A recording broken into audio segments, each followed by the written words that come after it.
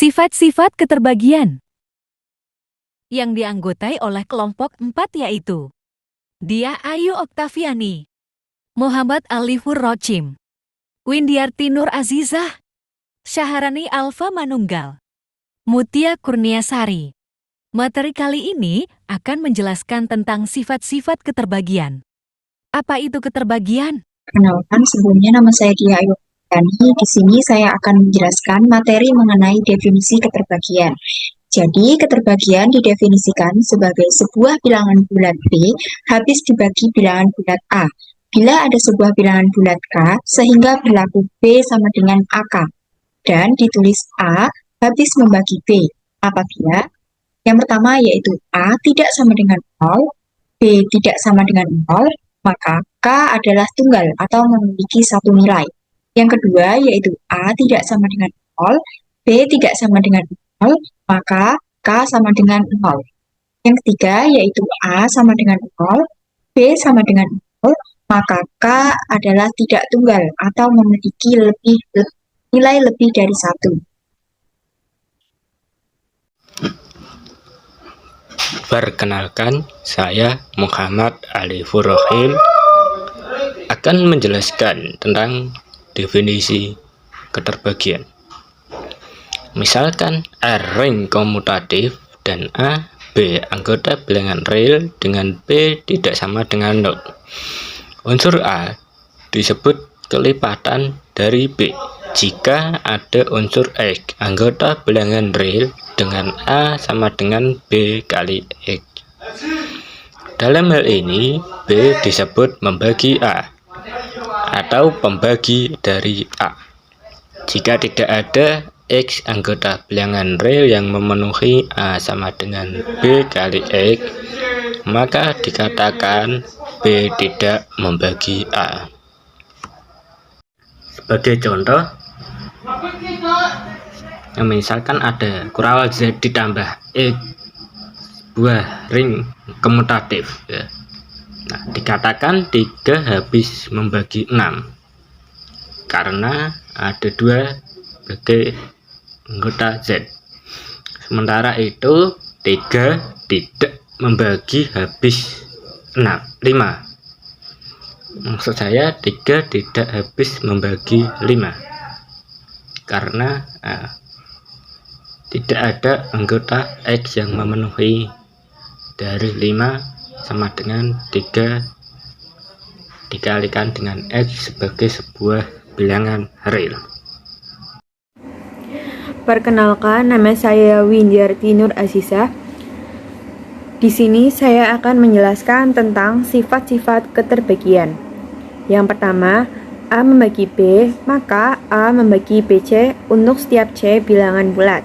Bukti jika D membagi A, maka ada suatu bilangan bulat K sehingga A sama dengan DK. Dengan mengalihkan kedua ruas pada persamaan di atas dengan N, kita peroleh A dikali N sama dengan DK dikali N. Dengan menggunakan sifat-sifat komutatif, asosiatif, dan ketertutupan perkalian pada bilangan bulat, kita peroleh N dikali A sama dengan D dikali NK. Jadi, D membagi NA. Yang kedua, ada kurawal A membagi B membagi C, maka A membagi C. Bukti A membagi B dan B membagi K, maka menurut definisi terdapat bilangan bulat F dan sedemikian sehingga K sama dengan BG sama dengan AF dikali G sama dengan A dikali FG. Jadi K sama dengan A dikali FG. Akibatnya menurut definisi A membagi K. Baik, perkenalkan, nama saya Syaharani Alfa Manunggal. Saya akan menjelaskan kelanjutan dari materi sifat-sifat keterbagian. Yang ketiga yaitu A bagian B, B bagian A, maka A sama dengan dikurang atau ditambah B.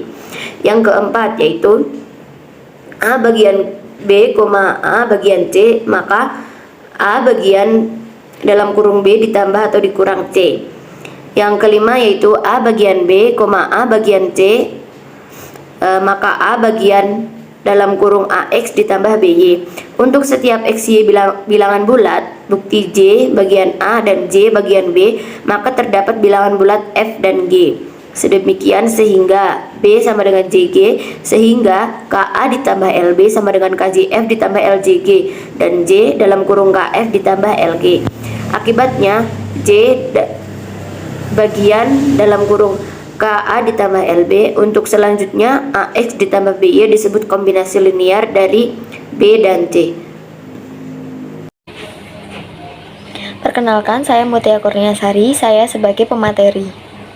Untuk sifat-sifat keterbagian yang selanjutnya, ada kurung buka A lebih dari 0, B lebih dari 0, dan A habis membagi B, maka A kurang dari sama dengan B.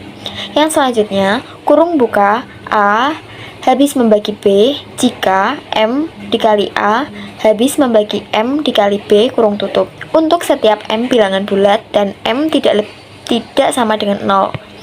Selanjutnya, A habis membagi B dan A habis membagi B ditambah C, maka A habis membagi C.